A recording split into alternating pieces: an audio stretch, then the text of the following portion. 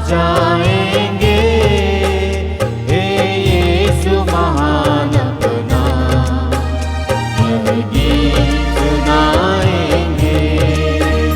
आवाज उठाएंगे, हम साथ बजाएंगे, हे यीशु महान अपना यह गीत सुनाएंगे।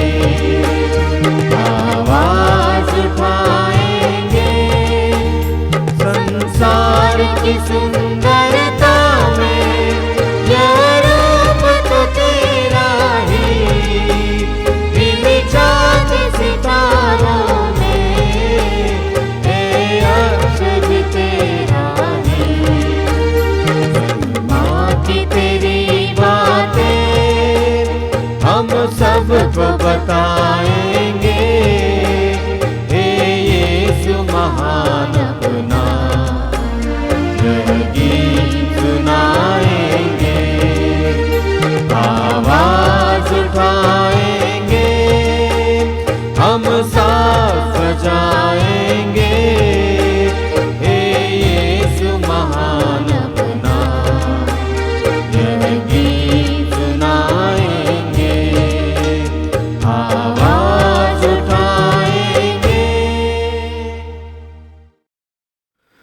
क्रिस्त में प्यारे भाइयों और बहनों, आइए आज के पवित्र मिस्सा बलिदान को शुरू करते हैं। पिता और पुत्र और पवित्र आत्मा के नाम पर आमीन। हमारे प्रभु यीशु क्रिस्त की कृपा, ईश्वर का प्रेम तथा पवित्र आत्मा का सहचर्य आप सबों को प्राप्त हो और आपकी आत्मा के साथ। क्रिस्त में प्यारे भाइयों और बहनों, पवित्र मिस्सा बलिदान हमारे लिए एक अवसर है, एक मौका है, विशेष करके ईश्वर से मिलने के लिए, ईश्वर के साथ जुड़ने के लिए, ईश्वर से बातें करने के लिए।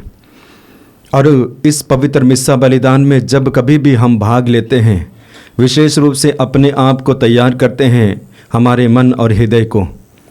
जैसे कि हम जहाँ कहीं भी जाते हैं, किसी भी फंक्शंस के लिए जाते हैं, बाह्य रूप से हम अपने आप को तैयार करते हैं, ठीक उसी प्रकार इस पवित्र मिस्सा बलिदान को मनाने के लिए और भाग लेने के लिए हमें आंतरिक तैयारी की आवश्यकता होती है।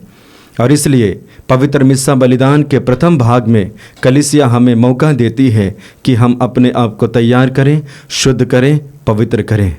तो आइए कुछ पल हम अपनी आंखें बंद करें, आंखें बंद कीजिए और अपने आप को झांकने का प्रयास कीजिए। अपने आप को देखिए, विशेष करके मन, विचार, दृष्टि, जुबान, व्यवहार और कर्म से जो पाप किए हैं, उन सारे पापों को प्रभु के चरणों पे समर्पित करते जाइए। वचन में हम पढ़ते हैं, जो पाप करता और छिपाता है, प्रकट नहीं करता है, वह उन्नति नहीं करता है, जैसे कि तैसे रहता है। जब हम अपने पापों को प्रकट नहीं करते हैं, हम जैसे के तैसे रहते हैं, अर्थात प्रभु की आशीष को अपने जीवन में महसूस नहीं करते हैं, अनुभव नहीं करते हैं।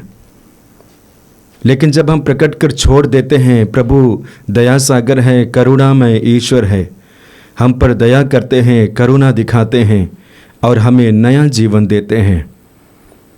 तो आइए हम बड़े विश्वास और भक्ति के साथ, पश्चातापी हृदय के साथ अपने पापों को क्षमा करें, अपने पापों को समर्पित करें, प्रभु से माफ़ी मांगें, दया की याचना करें और भक्तिपूर्वक पश्चाताप करते हुए हम क्षमा याचना का गीत गाएंगे। भगवन दया करो, भगवन दया करो हम पर, भगवन दया करो, भगवन दया करो हम पर। क्रिस्त प्रभुवर क्षमा करो, क्षमा करो हम पर। क्रिस्त प्रभुवर क्षमा करो,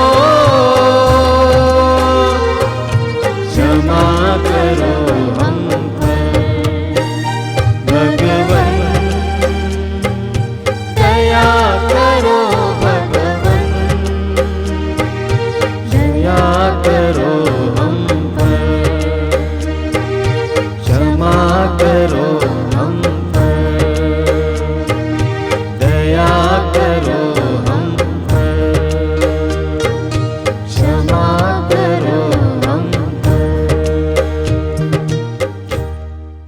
सर्वशक्तिमान ईश्वर हम लोगों पर दया करे और हमारे पाप क्षमा कर हमको अनंत जीवन प्रदान करे।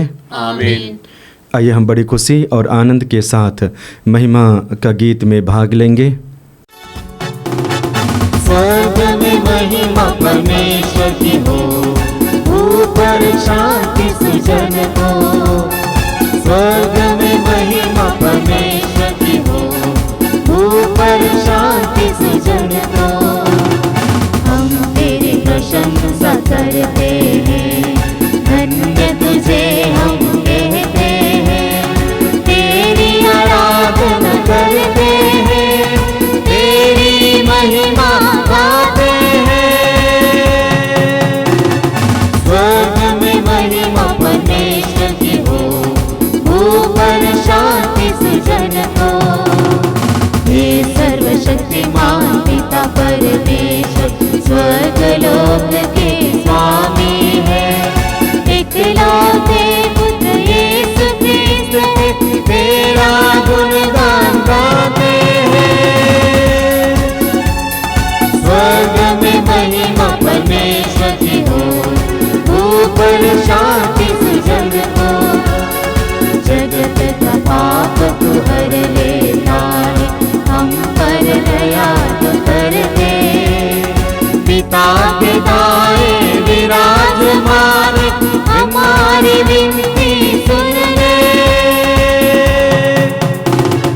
स्वर्ग में महिमा परमेश्वर की हो, ऊपर शांति सुजन को।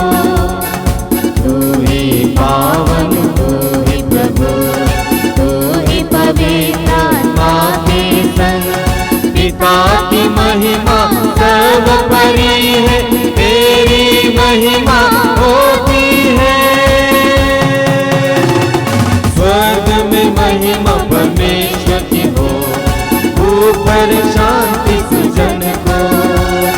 स्वर्ग में महिमा परमेश्वर की हो, ऊपर शांति सुजन को।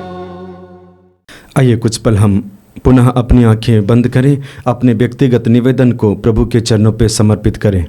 प्रभु हमें आशीष दें, हमारी प्रार्थना को सुने।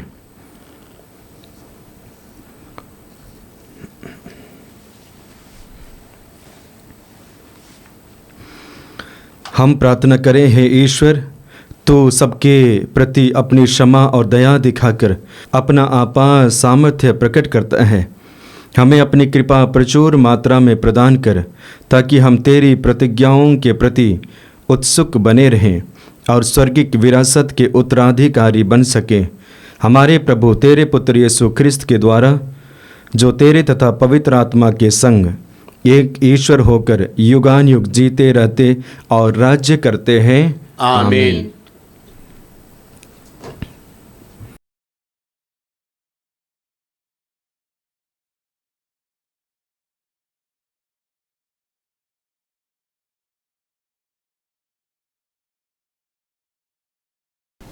वर्ष का 26वां इतवार। पहला पाठ। नबी आमोस धनी लोगों को धिक्कारते हैं। उन्हें देश की विपत्ति तथा दरिद्रों की दुर्दशा की कोई चिंता नहीं। उनके भोग विलास का शीघ्र ही अंत हो जाएगा। जब शत्रु देश को हराकर यहूदियों को निर्वासित करेंगे, तो धनी लोगों को सबसे पहले अपना देश छोड़ना पड़ेगा। नबी आमोस का ग्रंथ अध्याय 6 पद संख्या 1, 4 से 7। पाठ का मूल विषय है, भोग विलास करने वालों को निर्वासित किया जाएगा। सर्वशक्तिमान प्रभु यह कहता है, धिक्कार उन लोगों को जो सियोन में भोग विलास का जीवन बिताते हैं। धिक्कार उन्हें जो समारिया के पर्वत पर अपने को सुरक्षित समझते हैं। वे हाथी दांत के पलंगों पर सोते और आराम कुर्सियों पर पैर फैलाए पड़े रहते हैं। वे झुंड के मेमने और गौशाला के बछड़े चट कर जाते हैं। वे सारंगी की ध्वनि पर ऊंचे स्वर से गाते और दाऊद की तरह नए वाद्यों का आविष्कार करते हैं। वे प्याले पर प्याला मदिरा पीते और उत्तम सुगंधित तेल से अपने शरीर का विलेपन करते हैं, किंतु उन्हें यूसुफ के विनाश की चिंता नहीं है। इसलिए उन्हें सबसे पहले निर्वासित किया जाएगा और उनके भोग विलास का अंत हो जाएगा। यह प्रभु की वाणी है। ईश्वर को धन्यवाद। मार्गम सत्यम जीवन यीशु, प्रियतम यीशु, अनुपम यीशु। मार्गम सत्यम जीवन यीशु, प्रियतम यीशु, अनुपम यीशु।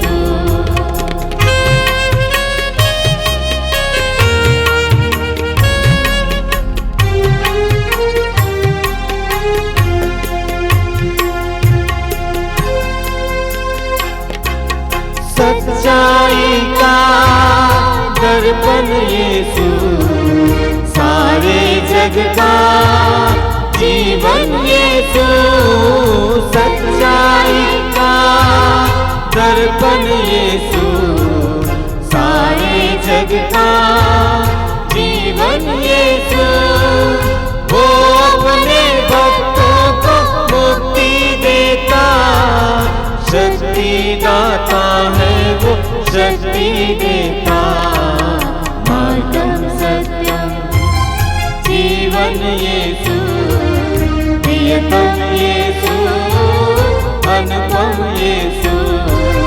मार्गम सत्यम जीवन यीशु, प्रियतम यीशु, अनुपम यीशु। प्रियतम यीशु, अनुपम यीशु। दूसरा पाठ तिमोथी के नाम संत पौलुस का पहला पत्र, अध्याय 6, पद संख्या 11 से 16 तक। ईश्वर के सेवक होने के नाते तुम धार्मिकता, भक्ति, विश्वास, प्रेम, धैर्य तथा विनम्रता की साधना करो। विश्वास के लिए निरंतर संघर्ष करते रहो और उस अनंत जीवन पर अधिकार प्राप्त करो जिसके लिए तुम बुलाए गए हो और जिसके विषय में तुमने बहुतों से लोगों के सामने अपने विश्वास का उत्तम साक्ष्य दिया है। ईश्वर के सामने जो सब कुछ जीवन प्रदान करता है और यीशु मसीह के सामने जिन्होंने पोंतुस पिलातुस के सम्मुख अपना उत्तम साक्ष्य दिया है, मैं तुमको यह आदेश देता हूँ कि हमारे प्रभु यीशु मसीह की अभिव्यक्ति के दिन तक अपना धर्म निष्कलंक तथा निर्दोष बनाए रखो। यह अभिव्यक्ति यथामय, परम धन्य तथा एकमात्र अधीश्वर के द्वारा हो जाएगी। वह राजाओं का राजा और प्रभुओं का प्रभु है, जो अमरता का एकमात्र स्रोत है, जो अगमय ज्योति में निवास करता है, जिसे न तो किसी मनुष्य ने कभी देखा है और न कोई देख सकता है। उसे सम्मान तथा अनंत काल तक बना रहने वाला सामर्थ्य। आमीन। यह प्रभु की वाणी है। ईश्वर को धन्यवाद। Hallelujah hallelujah hallelujah hallelujah hallelujah hallelujah hallelujah hallelujah hallelujah hallelujah hallelujah hallelujah hallelujah hallelujah. दिल में मेरे आ तो यीशु मेरे स्वामी, मेरे दिल को तू निर्मल कर दे स्वामी। दिल में मेरे आ तो यीशु मेरे स्वामी, मेरे दिल को तू निर्मल कर दे स्वामी, निर्मल कर दे स्वामी। हालेलुया हालेलुया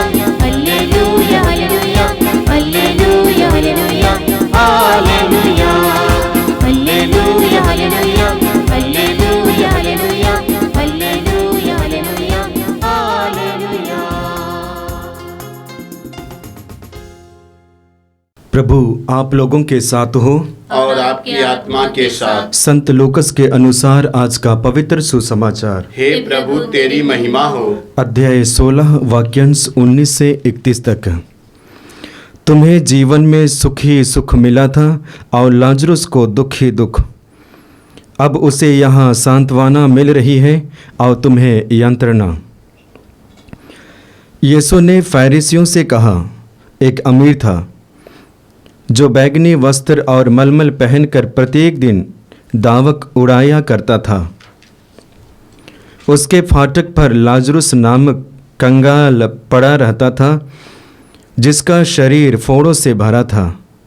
वह अमीर की मेज की जूठन से अपनी भूख मिटाने के लिए तरसता था और कुत्ते आकर उसके थे। वह कंगाल एक दिन मर गया और स्वर्गदूतों ने उसे ले जाकर इब्राहिम की गोद में रख दिया। अमीर भी मरा और दफनाया गया। उसने अधोलोक में यंत्रणाएं सहते हुए अपनी आंखें ऊपर उठाकर दूर ही से इब्राहिम को देखा और उसकी गोद में लाजरुस को भी।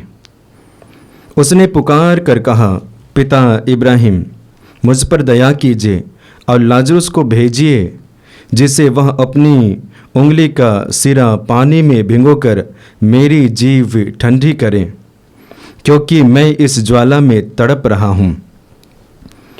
इब्राहिम ने उससे कहा, बेटा याद रखो कि तुम्हें जीवन में सुख ही सुख मिला था और लाजरुस को दुख ही दुख। अब उसे यहाँ सांत्वना मिल रही है और तुम्हें यंत्रणा। इसके अतिरिक्त तुम्हारे और तुम्हारे बीच एक भारी गर्त अवस्थित है। इसलिए यदि कोई तुम्हारे पास जाना भी चाहे तो वह नहीं जा सकता और कोई भी वहाँ से इस पार नहीं आ सकता। उसने उत्तर दिया, हे पिता, आपसे एक निवेदन है, आप लाजरुस को मेरे पिता के घर भेजिए, क्योंकि मेरे 5 भाई हैं। लाजरुस उन्हें चेतावनी दे, कहीं ऐसा न हो कि वे भी यंत्रणा के इस स्थान में आ जाए। इब्राहिम ने उससे कहा, मूसा और नबियों की पुस्तकें उनके पास हैं, वे उनकी सुने। अमीर ने कहा, हे पिता इब्राहिम, वे कहाँ सुनते हैं, परंतु यदि मुर्दों में से कोई उनके पास जाए तो वे पश्चाताप करेंगे। पर इब्राहिम ने उससे कहा, जब वे मूसा और नबियों की नहीं सुनते, तब यदि मुर्दों में से कोई भी जी उठे तो वे उसकी भी बात नहीं मानेंगे। यह प्रभु का दिव्य सुसमाचार है। हे क्रिस्त तेरी स्तुति हो। क्रिस्त में प्यारे भाइयों और बहनों, आज हमारे लिए 3 पाठों को रखा गया है जिसके ऊपर हम मनन चिंतन करेंगे, संदेश लेंगे और अपने जीवन में चरितार्थ करेंगे। पहला पाठ हम आमोस के ग्रंथ से पढ़ते हैं। आमोस नबी एक प्रमुख नबी है, शक्तिशाली नबी है, जो अपने समय में काफ़ी लोगों को चुनौती उन्होंने दिया है। जब नबी आमोस का ग्रंथ को पढ़ते हैं तो विशेष रूप से समाज सुधारक कार्य करते हैं और समाज में जितने भी लोग गरीब लोगों को दबाते हैं, सताते हैं, शोषण करते हैं, उनके विरुद्ध में षड्यंत्र रचते हैं, उन्हें लूटते हैं, अधर्म पाखंड जीवन जीते हैं, ऐसे लोगों के ऊपर में चुनौती रखते हैं, उन्हें चुनौती देते हैं, उन्हें धिक्कारते हैं, उनके लिए कठोर शब्दों का इस्तेमाल करते हैं, इसलिए क्योंकि वे ईश्वर के संतान होते हुए भी वे ईश्वर से दूर चले गए, ईश्वर से भटक गए हैं। और इसी का सिलसिला आज के प्रथम पाठ में हम सुनते हैं। नबी आमोस प्रवचन देते हैं और प्रवचन का पहला भाग, दूसरा भाग और तीसरा भाग, और आज तीसरा भाग से सुनते हैं। और जहाँ पे नबी आमोस विशेष करके मौज मस्ती, आरामदायक जीवन जीने और एक तरह से आयासी का जीवन जीने वाले लोगों को धिक्कारते हैं। धिक्कार तुम्हें, आज तुम आनंद मना रहे हो, धिक्कार तुम्हें आज अपनी संपत्ति के ऊपर में आप गर्व करते हो। धिक्कार तुम गरीबों का शोषण करते हो और अपने मौज मस्ती के लिए खर्च करते हो, समय देते हो। ये सब कुछ छीना जाएगा, सब कुछ लिया जाएगा। संपूर्ण ग्रंथ में हम विशेष करके इन्हीं सारी बातों को सुनते हैं। एक तरह से नबी आमोस क्रांतिकारी लाते हैं व्यक्तियों के जीवन में और विशेष करके ईश्वर के पुत्रों और पुत्रियों में जो मार्ग से भटक गए हैं। बार बार उन्हें याद दिलाते हैं। विशेष करके पाँचों में हम देखते हैं नबी आमोस का ग्रंथ अध्याय 5 वाक्य 21 से आगे पढ़ते हैं किस तरह वे धिक्कारते हैं। मैं तुम्हारे पर्वों से बैर और घृणा करता हूँ, तुम्हारे धार्मिक समारोह मुझे नहीं सुहाते हैं। ये तुम्हारे होम और नैवेद्य स्वीकार नहीं करता और तुम्हारे द्वारा चढ़ाए हुए मोटे पशुओं के शांति बलिदानों की ओर नहीं देखता। ये सारी बातें परमेश्वर लोगों को बताना चाहते हैं नबी आमोस के माध्यम से। तो एक तरह से जब नबी आमोस समाज सुधार रहे हैं, जितने भी लोग अधर्म के मार्ग पर हैं, हिंसा के मार्ग पर हैं, अत्याचार के मार्ग पे हैं, शोषण के मार्ग पे हैं, गरीबों को दबाने के मार्ग पे हैं, उनके ऊपर उंगली उठाते हैं कि तुम्हें इन सारे चीज़ों को छोड़ना पड़ेगा और पुनः सत्य के मार्ग पे आना पड़ेगा और उसके लिए तुम्हें वहाँ से गिरा दिया जाएगा। वचन में हम पढ़ते हैं प्रभु धनियों को नीचे गिराते हैं और गरीबों को ऊपर उठाते हैं। प्रभु धर्मियों की प्रार्थना सुनते हैं किंतु अधर्मियों को विनाश करते हैं। ये सारी बातें हम वचन में सुनते हैं और इनके जरिए परमेश्वर एक तरह से संकेत करते हैं, संदेश देते हैं कि जहाँ पे तुम हो, जो कार्य तुम करते हो मनुष्य और समाज के लिए लाभदायक नहीं है, उन सारी चीज़ों को छोड़ने की आवश्यकता है और प्रभु के मार्ग पे आने की आवश्यकता है। तो क्रिस्त में प्यारे भाइयों और बहनों, वर्षों पहले जो रचित आज के वचन को हम सुनते हैं, लेकिन आज भी परमेश्वर हमें संदेश देना चाहते हैं। पहला संदेश क्या देना चाहते हैं? यदि हमारा मन और हृदय इस प्रकार की चीज़ों में लगी हुई है तो आज परमेश्वर की ओर से हमारे लिए संदेश है कि इसे छोड़ना पड़ेगा। यदि हम हिंसा के मार्ग पे हैं, अधर्म के मार्ग पे हैं, पाप के मार्ग पे हैं, किसी के ऊपर में शोषण करते हैं, भले ही पारिवारिक लोग हो, परिवार के लोग भी हो या परिवार में भी हम एक दूसरे के प्रति शोषण करते हैं, परमेश्वर की ओर से हमारे लिए आज संकेत है कि इन सारी चीज़ों को छोड़ना पड़ेगा। एक तरह से नबी आमोस सीधे सीधे व्यक्तियों के जीवन में प्रवेश करते हैं, जीवन शैली में प्रवेश करते हैं, उनके गुणों में प्रवेश करते हैं और विशेष करके उनके चरित्र पे प्रवेश करते हैं। और जहाँ पे खोट है, जहाँ पे दाग है, जहाँ पे कमी है, वहीं पे उंगली उठाते हैं और वापस लाने के लिए प्रयास करते हैं, प्रयत्न करते हैं।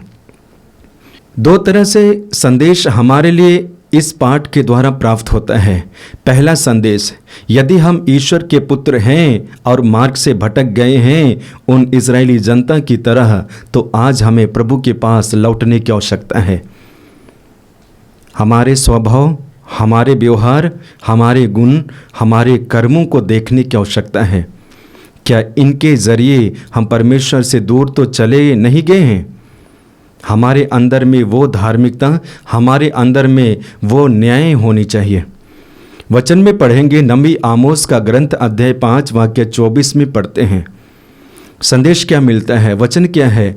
वचन क्या बताता है कि न्याय नदी की तरह बहता जाए और धार्मिकता ना सूखने वाली धारा की तरह।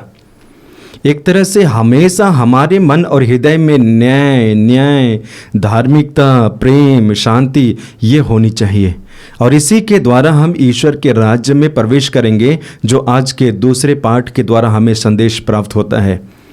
आगे नबी आमोस के ग्रंथ अध्याय 5 वाक्य 14 में पढ़ेंगे। वचन इस प्रकार है कि बुराई की नहीं बल्कि भलाई की खोज में लगे रहो, इस प्रकार तुम्हें जीवन प्राप्त होगा। बुराई की खोज में नहीं बल्कि भलाई की खोज में लगे रहो और इस प्रकार तुम्हें जीवन प्राप्त होगा। जब भी हम बुराई के मार्ग पे चलते हैं, जब भी हम अधर्म के मार्ग पे चलते हैं, जब भी हम हिंसा के मार्ग पे चलते हैं, हमें जीवन प्राप्त नहीं होता है। हालांकि जीवन भी होता है, लेकिन सुसमाचार में हम देखेंगे उस धनी व्यक्ति की तरह जीवन हमें प्राप्त होता है। ऐसा जीवन जीने से क्या फ़ायदा जब हम अपनी आत्मा को गंवा देते हैं। और इसलिए जब हम जीवित हैं, आज हमें संदेश प्राप्त होता है कि बुराई की खोज में लगे मत रहो, बल्कि धार्मिकता की खोज में लगे रहो, जिससे आपको जीवन प्राप्त होगा। तो आइए प्रथम पाठ के द्वारा हम संदेश लें कि यदि हम गलत चीज़ों में, गलत बहकावे में आए हैं और प्रभु के मार्ग से भटक गए हैं, तो पुनः प्रभु के पास लौटने की आवश्यकता है।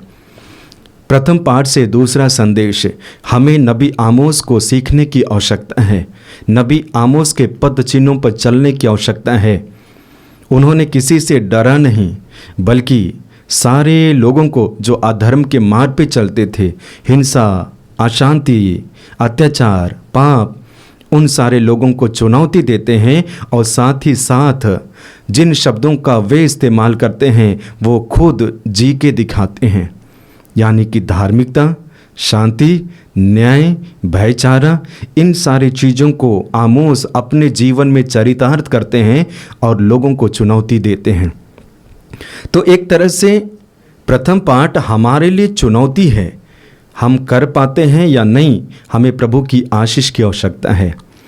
क्रिस्त में प्यारे भाइयों और बहनों, जब आज के दूसरे पाठ में प्रवेश करेंगे, दूसरा पाठ तिमिति के पत्र से लिया गया है और वहाँ पे एक सेवक को, एक दास को, एक विश्वासी को, एक भक्त को कैसे जीवन जीना है उसके बारे में वर्णन पाते हैं। वचन बताता है कि आप प्रभु के सेवक हैं। प्रभु के सेवक होने के नाते आपको साधना करने की आवश्यकता है। अब ये साधना क्या है? किस प्रकार की साधना? धार्मिकता, भक्ति, विश्वास, प्रेम, धैर्य और नम्रता की साधना करने की आवश्यकता है। सिर्फ साधना ही नहीं, बल्कि आगे वचन बताता है निरंतर अपने विश्वास को मजबूत रखने के लिए, विश्वास को बरकरार रखने के लिए प्रयत्न करने की आवश्यकता है, जिससे तुम अनंत जीवन के अधिकारी और अधिकारी बन पाओगे या अनंत जीवन में प्रवेश कर पाओगे। तो अनंत जीवन में प्रवेश करने के लिए क्या करने की आवश्यकता है, वो साफ साफ आज के दूसरे पाठ के माध्यम से बताया गया है कि हमें साधना करने की आवश्यकता है। क्या, किस प्रकार की साधना, जिसको मैंने कह चुका है। और उसके साथ साथ हमें विश्वास को बरकरार रखने की आवश्यकता है, तभी हम उस राज्य में प्रवेश कर पाएंगे, अन्यथा नहीं, जो सदियों से और अनंत काल से हमारे लिए तैयार किया गया है। वचन में हम पढ़ेंगे मत्ती के सुसमाचार अध्याय 25 वाक्य 34 में पढ़ते हैं, राजा के दाएं वाले लोगों से कहा जाएगा, मेरे पिता के कृपा पात्रों, आओ और उस राज्य में प्रवेश करो जो तुम्हारे लिए प्रारंभ से तैयार किया गया है। यानी कि हमारे लिए जगह प्रारंभ से तैयार किया गया है, उस राज्य में हमें प्रवेश करने की आवश्यकता है। आगे वचन में पढ़ेंगे यूहन्ना के सुसमाचार अध्याय 14 वाक्य 2 में पढ़ते हैं, वहाँ पे पुनः ईश्वर के राज्य और हमारे राज्य जहाँ पे हम जाएंगे उसके बारे में वर्णन है। यीशु कहते हैं कि मेरे पिता के यहाँ काफ़ी भवन है, यदि ऐसा नहीं होता तो मैं तुम्हें बता देता, क्योंकि मैं वहाँ पे तुम्हारे लिए जगह का प्रबंध करने जा रहा हूँ।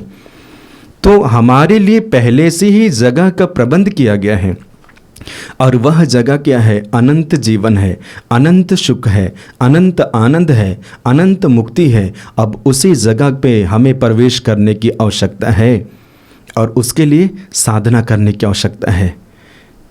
धार्मिकता, विश्वास, भक्ति, प्रेम, धैर्य और नम्रता और साथ ही साथ विश्वास। आगे वचन में पढ़ते हैं नबी इब्रानियों के नाम पत्र अध्याय 11 वाक्य 5 में पढ़ेंगे, वहाँ पे हेनोक के बारे में पढ़ते हैं, मृत्यु का अनुभव किए बिना हेनोक स्वर्ग आरोहित कर लिए गए और वे कभी दिखाई नहीं दिए, क्योंकि ईश्वर ने उन्हें आरोहित कर लिए। हेनोक जो हमारे जैसा, आपके जैसा व्यक्ति जो इस पृथ्वी पर रहे, प्रभु पर विश्वास किए और साधना किए, जिसके बारे में वर्णन है, उनकी मृत्यु होती है, ईश्वर उन्हें अपने पास ले जाते हैं और उस जगह पे रखते हैं जहाँ पे उनके लिए और हमारे लिए तैयार किया गया है। तो एक तरह से परमेश्वर हमें संदेश देते हैं कि बेटा बेटी, तुम्हें इस राज्य में नहीं रहना है। ये तुम्हारा राज्य मूल राज्य और मूल देश नहीं है, बल्कि तुम्हारा राज्य मेरे राज्य है। तुम्हें उस राज्य में प्रवेश करने की आवश्यकता है। हमें याद रखने की आवश्यकता है, जब हम पहले पाठ में जिन व्यक्तियों के बारे में वर्णन पाए हैं, यदि उनके जैसा जीवन जिएंगे तो हम प्रभु के राज्य में प्रवेश नहीं करेंगे। लेकिन जब पश्चाताप करते हुए वापस आकर परमेश्वर के साथ और परमेश्वर के जैसा जीवन जिएंगे और दूसरे पाठ में जो वर्णन है उसके जैसा हम जीवन जिएंगे, तो निश्चय ही उस राज्य में प्रवेश करेंगे जिस राज्य को परमेश्वर ने हमारे लिए बनाया है, हमारे लिए दिया है। आज के सुसमाचार में जब हम प्रवेश करेंगे तो सुसमाचार में विशेष करके दो व्यक्तियों के बारे में वर्णन पाते हैं, धनी व्यक्ति के बारे में और दूसरा लाजरुस के बारे में देखते हैं।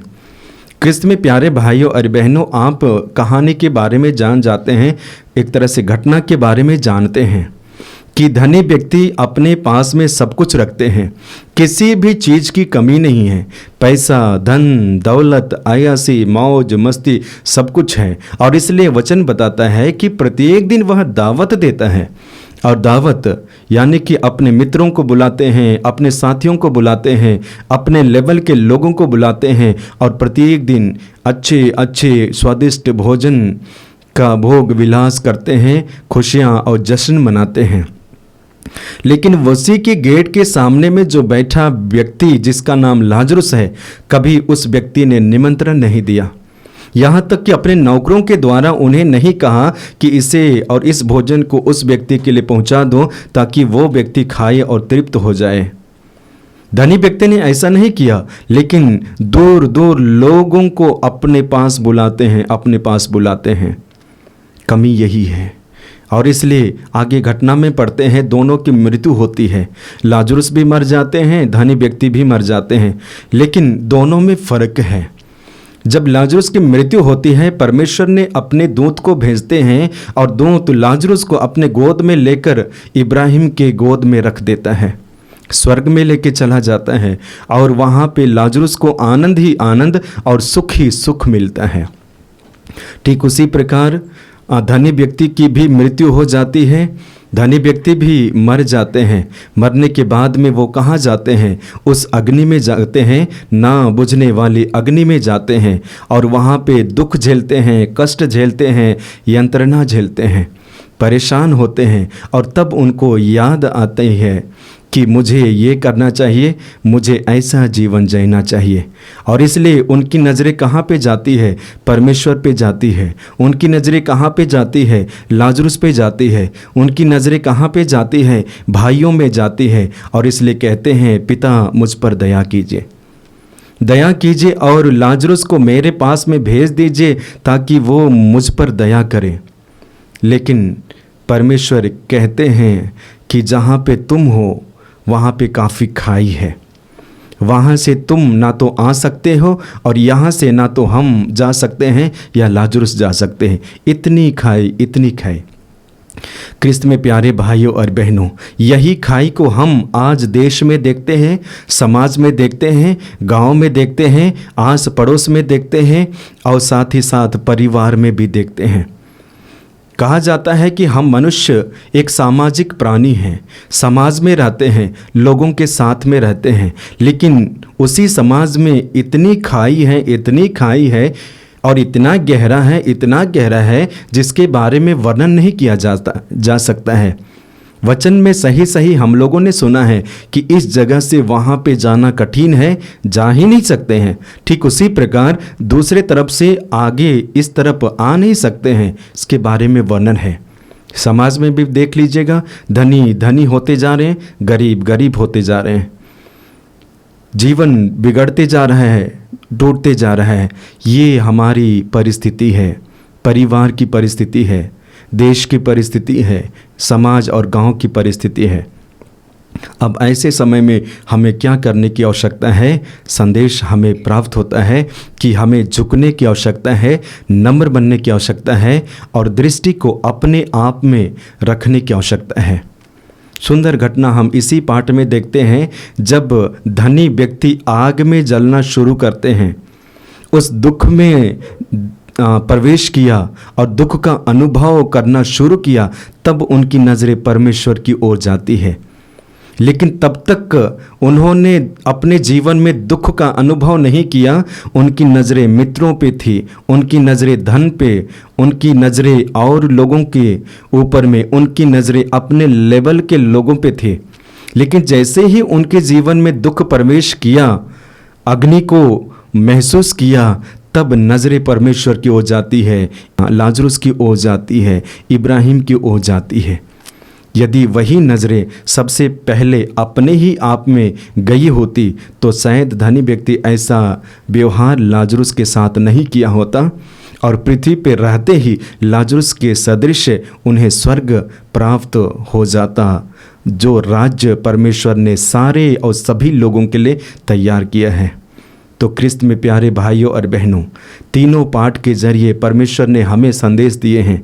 अब आपको चयन करने की आवश्यकता है। क्यों?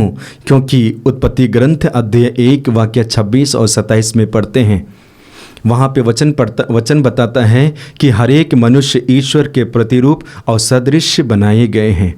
बनाने के बाद में परमेश्वर ने आशीर्वाद दिया, यह कहते हुए फलो फूलो और पृथ्वी पर फैल जाओ। और इसी के साथ में परमेश्वर ने एक तरह से स्वतंत्रता मनुष्यों को दे दी। हम चयन कर सकते हैं, अच्छे बुरे को हम चयन कर सकते हैं। वो आज़ादी परमेश्वर ने हमें दिया है और इसलिए हमें चयन करने की आवश्यकता है। हमारे पास में स्वर्गराज है, हमारे पास में पृथ्वी राज्य है, हमारे साथ में सत्य है, हमारे साथ में असत्य है, हमारे साथ में प्रकाश है, हमारे साथ में अंधकार है, हमारे पास में पवित्रता है, हमारे साथ में बुराई है। अब आपको चुनने की आवश्यकता है, आपको धारण करने की आवश्यकता है और उस राज्य में प्रवेश करने की आवश्यकता आपको और मुझको है। आइए हम प्रार्थना करते हैं, प्रभु हमारे साथ रहे, यीशु हमारे साथ रहे, ताकि हम प्रभु के बताए हुए मार्गों पे चल पाए और उस राज्य के अधिकारी बन पाए जिस राज्य को परमेश्वर ने हमें सृष्टि के प्रारंभ से ही दिया है। इसके लिए हमें प्रभु आशीष और कृपा दें। आइए हम अपना विश्वास प्रकट करते हुए प्रेरितों का धर्मसार एक साथ बोलेंगे। मैं सर्वशक्तिमान पिता, स्वर्ग और पृथ्वी, सब दृश्य और अदृश्य वस्तुओं के सृष्टिकर्ता, एक ही पर में विश्वास कर, मैं ईश्वर के इकलौते पुत्र एक ही प्रभु यीशु ख्रिस्त में विश्वास करता हूँ, जो सभी युगों के पहले से उत्पन्न, वह ईश्वर से उत्पन्न ईश्वर, प्रकाश से उत्पन्न प्रकाश, सच्चे ईश्वर से उत्पन्न सच्चा ईश्वर है। वह बनाया हुआ नहीं बल्कि उत्पन्न हुआ है। वह पिता के साथ एक तत्व है, उसी के द्वारा सब कुछ सृष्ट हुआ है। वह मनुष्यों के लिए और हमारी मुक्ति के लिए स्वर्ग से उतरा और पवित्र आत्मा के द्वारा कुंवारी मरियम से देह धारण कर मनुष्य बना। उसने पोंतुस पिलातुस के समय दुख भोगा, वह हमारे लिए क्रूस पर ठोका गया, वह मारा गया और दफनाया गया और धर्म ग्रंथ के अनुसार तीसरे दिन फिर से उठा। वह स्वर्ग में आरोहित हुआ और पिता के दाहिने विराजमान है। वह जीवित और मृतकों का न्याय करने महिमा के साथ फिर आएगा और उसके राज्य का कभी अंत नहीं होगा। मैं पवित्र आत्मा में विश्वास करता हूँ, वह प्रभु और जीवन दाता है। वह पिता और पुत्र से प्रसरित होता है, पिता और पुत्र के साथ उनकी आराधना होती है। वह नबियों के मुख से बोला है। मैं एक पवित्र कैथोलिक तथा प्रेरित कलीसिया में विश्वास करता हूँ। मैं पापों की क्षमा के लिए एक ही बपतिस्मा स्वीकार करता हूँ और मृतकों के पुनरुत्थान तथा अनंत जीवन की बाट जोहता हूँ। आमीन। प्रिय भाइयों और बहनों, ईश्वर ने हमें इस वेदी के सम्मुख एकत्र किया है। आइए हम उसके सभी कृपादानों के लिए उसे धन्यवाद दें और कलीसिया की आवश्यकताओं के लिए प्रार्थना करें। आपका अनुवाक्य होगा। हे पिता हमारी प्रार्थना सुन। हे पिता हमारी प्रार्थना सुन। हे पिता परमेश्वर, आज मैं संत पिता फ्रांसिस, सारे पुरोहितों, धर्म बहनों को आपके पवित्र चरणों में समर्पित करती हूँ।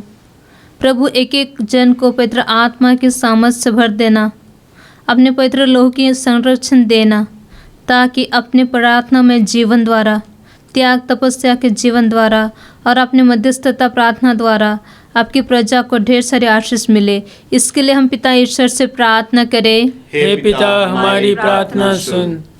हे ईश्वर, आज हम जितने भी भाई बहन गंभीर रोग से पीड़ित हैं, उनमें कुछ अस्पतालों में हैं और कुछ घर पर, प्रभु वे चाहे जहाँ पर भी है, जो भी परिस्थिति में है, हर एक को अपने छेदित हाथों से छू ले, उन्हें चंगाई प्रदान कर। इसके लिए हम पिता ईश्वर से प्रार्थना करें। हे पिता हमारी प्रार्थना सुन। हे प्रभु, आज हम बाढ़ से प्रभावित इलाकों, बाढ़ से प्रभावित लोगों को आपके समक्ष लाते हैं। प्रभु, उनकी पुकार सुन, विशेषकर जो विकट परिस्थिति में हैं और जिनकी मदद के लिए अभी तक कोई नहीं पहुंच पाया है। प्रभु, वहां अपने दूतों को भेज और अपने सेवकों को भेजकर उनकी मदद कर। इसके लिए हम पिता ईश्वर से प्रार्थना करें। हे पिता हमारी प्रार्थना सुन। हे ईश्वर, आज हम हर एक परिवार को आपको समर्पित करते हैं, विशेषकर टूटे परिवार को, जहां अशांति है, लड़ाई झगड़ा, दोषारोपण और परिवार वालों से मतलब नहीं रखते हैं।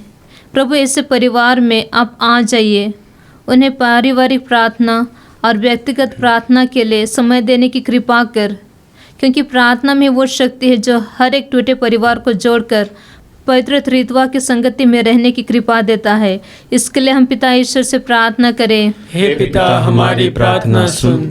हे अब्बा ईश्वर, आज हम उन सारे भाई बहनों को आपके पवित्र हृदय में समर्पित करते हैं जो अलग अलग नशा के बंधन में फंसे हैं, चाहे वो शराब का नशा हो या मोबाइल, इंटरनेट, ड्रग्स और ना जाने क्या क्या नशा का जाल शैतान ने बिछा कर रखा है। हे प्रभु, उन पर अपना पवित्र लहू छिड़क दे, उन्हें नशा की आत्मा से छुटकारा दे, उन्हें आपके शरण में ज़्यादा से ज़्यादा समय बिताने की कृपा दे, ताकि वे आप में स्वतंत्र होकर नया जीवन की शुरुआत कर सके। इसके लिए हम पिता ईश्वर से प्रार्थना करें। हे पिता हमारी प्रार्थना सुन। हे प्रभु, अपनी कलीसिया के निवेदनों पर ध्यान दे। हम अपने पुण्य फलों पर नहीं बल्कि तेरी दया पर भरोसा रखते हैं। कृपा करके हमारी सारी आवश्यकताएं पूरी कर, हमारे प्रभु क्रिस्त के द्वारा। आमीन।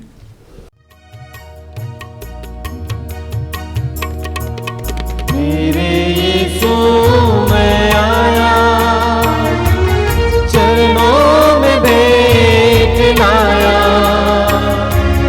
संपूर्ण जीवन तुझको समर्पण, खुद को चढ़ाने में आया। मेरे यीशु मैं आया, चरणों में भेंट लाया, संपूर्ण जीवन तुझको समर्पण, खुद को चढ़ाने में आया। मेरे यीशु मैं आया।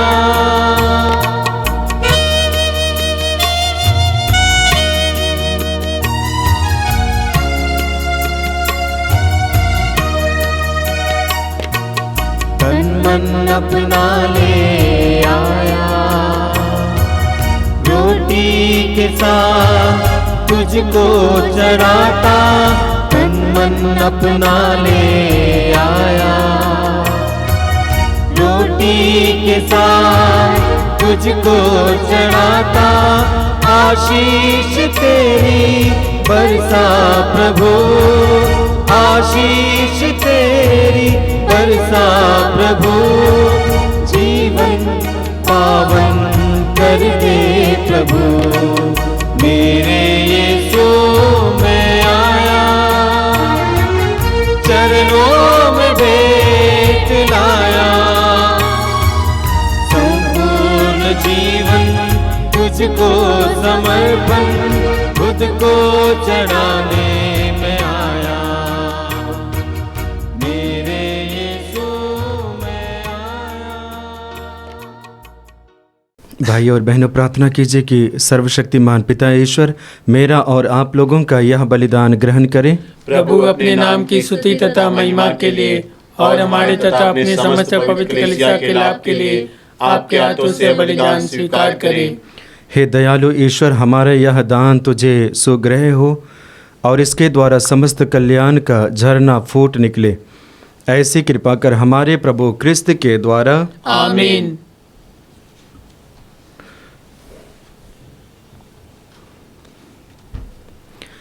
प्रभु आप लोगों के साथ हो और आपकी आत्मा के साथ। प्रभु में मन लगाइए। हम प्रभु में मन लगाए हुए हैं। हम अपने प्रभु ईश्वर को धन्यवाद दें। यह उचित और न्याय संगत है। हे प्रभु पवित्र पिता, सर्वशक्तिमान और शाश्वत ईश्वर, यह वास्तव में उचित और न्याय संगत है।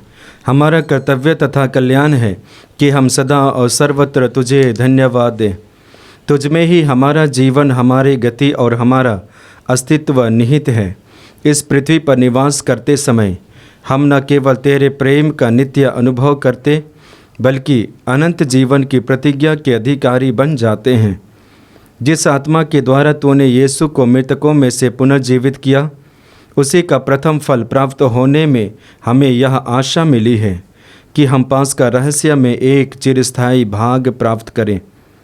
इसलिए सभी स्वर्गदूतों के साथ मिलकर हम बड़े समारोह के साथ तेरा स्तुतिगान करते हैं। पावन अति पावन प्रभु ईश्वर अखिलेश्वर। पावन अति पावन प्रभु ईश्वर अखिलेश्वर। स्वर्ग धरा के कोने कोने पूजे तेरा नाम। परमेश्वर की महिमा गरिमा फैले तीनों धाम। फैले तीनों धाम। पावन अति पावन प्रभु ईश्वर अखिलेश्वर। पावन अति पावन प्रभु ईश्वर अखिलेश्वर। धन्य है वह जो आता है परमेश्वर के नाम। परमेश्वर की महिमा गरिमा फैले तीनों धाम। फैले तीनों धाम। पावन अति पावन प्रभु ईश्वर अखिलेश्वर। पावन अति पावन प्रभु ईश्वर अखिलेश्वर। प्रभु ईश्वर अखिलेश्वर। प्रभु ईश्वर अखिलेश्वर।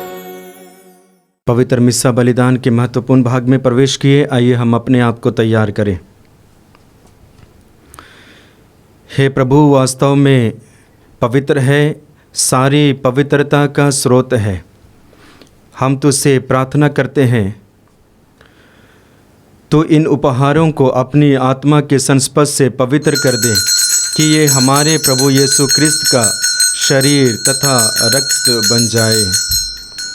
जब वे स्वेच्छा से मृत्यु के लिए सौंपे गए, उन्होंने रोटी ली, तुझे धन्यवाद दिया और रोटी तोड़कर उसे अपने शिष्यों को देते हुए कहा, तुम सब इसे लो और इसमें से खाओ, क्योंकि यह मेरा शरीर है जो तुम्हारे लिए बलि चढ़ाया जाएगा।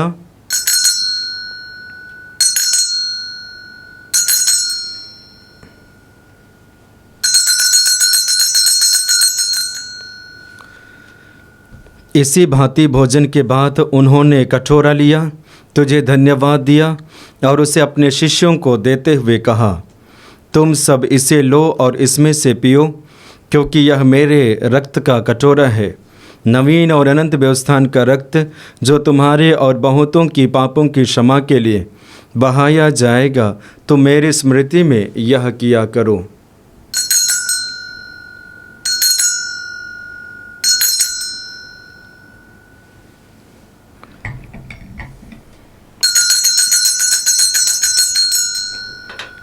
विश्वास का रहस्य। हे विश्व के उद्धारकर्ता, हमारा उद्धार कर।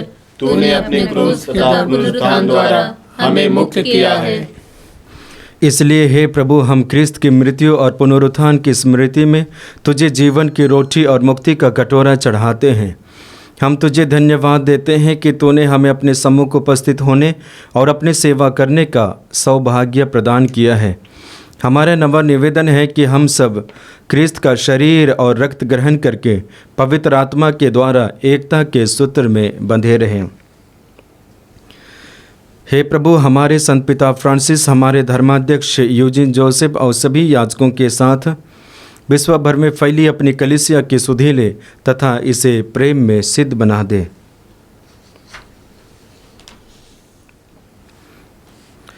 हमारे उन भाई बहनों की भी सुधि ले जो पुनरुत्थान की आशा में परलोक सिधा चुके हैं, उन्हें और सभी मृतकों को अपने दर्शन का सौभाग्य प्रदान कर हम सब पर दया दृष्टि डाल कि हम भी अनंत जीवन के सहभागी बने और ईश्वर की माता धन्य कुंवारी मरियम, उनके व धन्य योसेफ, धन्य प्रेरितों तथा सब संतों के साथ जो युग युग में तेरे प्रति विश्वस्त बने रहें, तेरी स्तुति और महिमा कर सके, तेरे पुत्र यीशु क्रिस्त के द्वारा। आइए हम त्रिएक ईश्वर का गुणगान एक साथ करें। इन्हीं प्रभु क्रिस्त के द्वारा, इन्हीं के साथ और इन्हीं में, हे सर्वशक्तिमान पिता ईश्वर, पवित्र आत्मा के साथ सारा गौरव तथा सम्मान युगानुयुग तेरा ही है।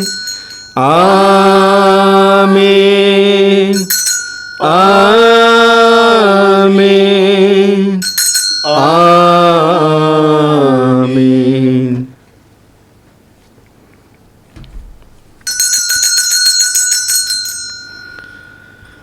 आइए प्रभु यीशु मसीह के द्वारा सिखाए गए उस सुंदर और शक्तिशाली प्रार्थना को एक साथ बोले। हे हमारे पिता जो स्वर्ग में है, तेरा नाम पवित्र माना जाए, तेरा राज्य आवे, तेरी इच्छा जैसे स्वर्ग में है वैसे इस पृथ्वी पर भी पूरी हो। हमारा प्रतिदिन का आहार आज हमें दे और हमारे अपराध हमें क्षमा कर जैसे हम भी अपने अपराधियों को क्षमा करते हैं, और हमें परीक्षा में ना डाल परंतु बुराई से बचा। आमीन।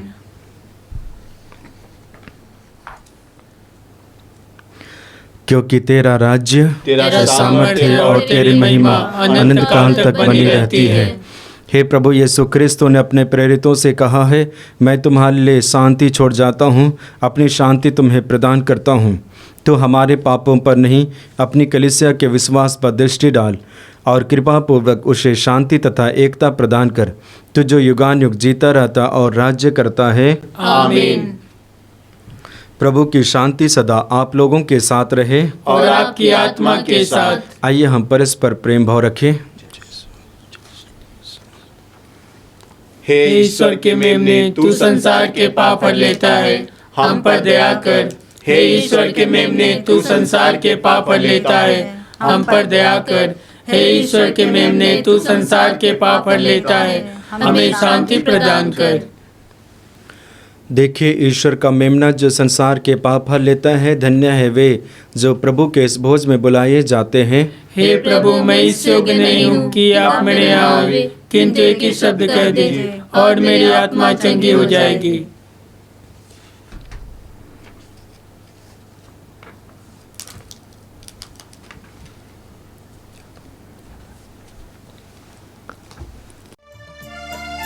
दिल में मेरे आजा, मन में मेरे बस जा।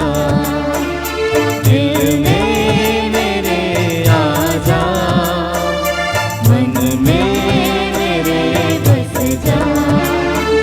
हर पल मेरे प्रभु जीवन में तू आजा। हर पल मेरे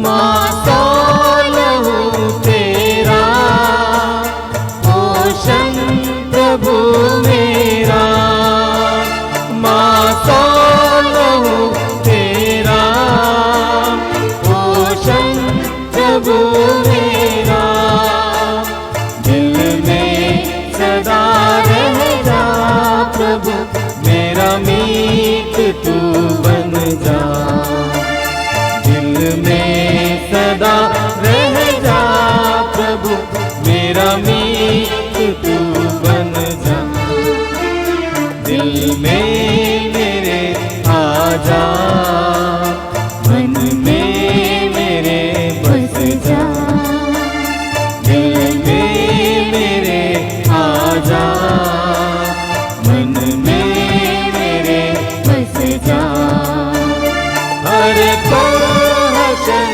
मेरे प्रभु जीवन में तू आ जा, हर पोषण मेरे प्रभु जीवन में तू आ जा, दिल में मेरे आ जा, मन में मेरे बस जा, दिल में मेरे आ जा, मन में मेरे बस जा। हम प्रार्थना करें। हे प्रभु, यह स्वर्गिक संस्कार हमारे शरीर तथा आत्मा को नवीन करें। यह हमें क्रिस्त की महिमा का सहभागी बनाए, जिनकी मृत्यु हम घोषित करते और जिनके साथ हम दुख सहते हैं। वह युगान युग जीते और राज्य करते हैं। आमीन। प्रभु आप लोगों के साथ हो और आपकी आत्मा के साथ। सर्वशक्तिमान ईश्वर पिता और पुत्र और पवित्र आत्मा आप सबों को आशीर्वाद प्रदान करें। आमीन। आप लोग भी डाले क्रिस्त की ज्योति जलाए। ईश्वर को धन्यवाद।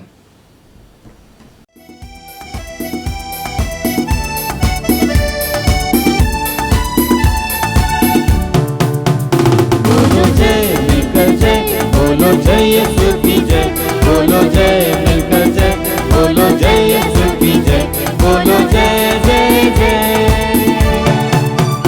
बोलो जय मिलकर जय, बोलो जय यीशु की जय, बोलो जय मिलकर जय, बोलो जय यीशु की जय, बोलो जय जय जय।